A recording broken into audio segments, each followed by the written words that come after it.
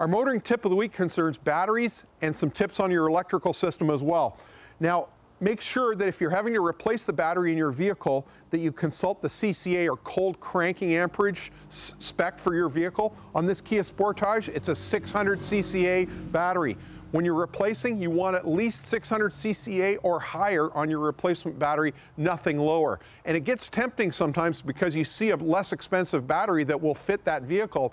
But when you consult the CCA, you find out if it's below the minimum your manufacturer calls for, you're not comparing apples to apples. You'll see another number on the top of this battery that's abbreviated to RC. It says 113 RC. That's minutes, 113 minutes of reserve capacity. And you'll see on my service call battery, I've transferred that information over here. This particular battery, because it's physically smaller, has 93 minutes of reserve capacity at 25 amp draw rate at 80 degrees Fahrenheit. That relates to how many minutes you can operate the battery with no charging system. This one, 93 minutes at a 25 amp load before that battery falls into a state of charge that it wouldn't restart the car. Make sure that the terminals are clean and protected. Spraying a bit of rust check on the ground strap, both positive and negative terminals of your battery, to keep them clean and corrosion free is a great idea. You can also do the hold down clamp that secures the battery in so that it won't seize and break when you have to change it eventually.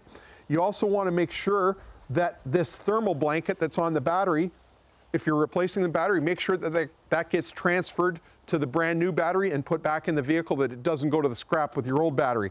Great little feature that this vehicle has is a carrying handle built into the top of the battery. I wish all cars had that.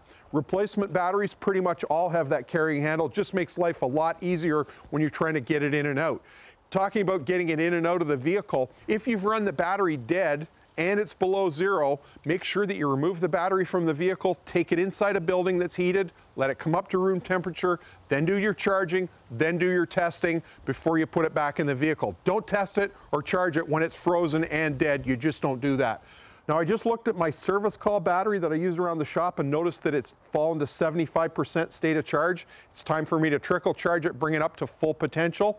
And you know, there's so many tips relating to batteries and electrical systems, and we've addressed a lot of them one at a time over the years. So if you want to go to the Motoring TV website, you can check the archives and reference those tips to get specific information about your car.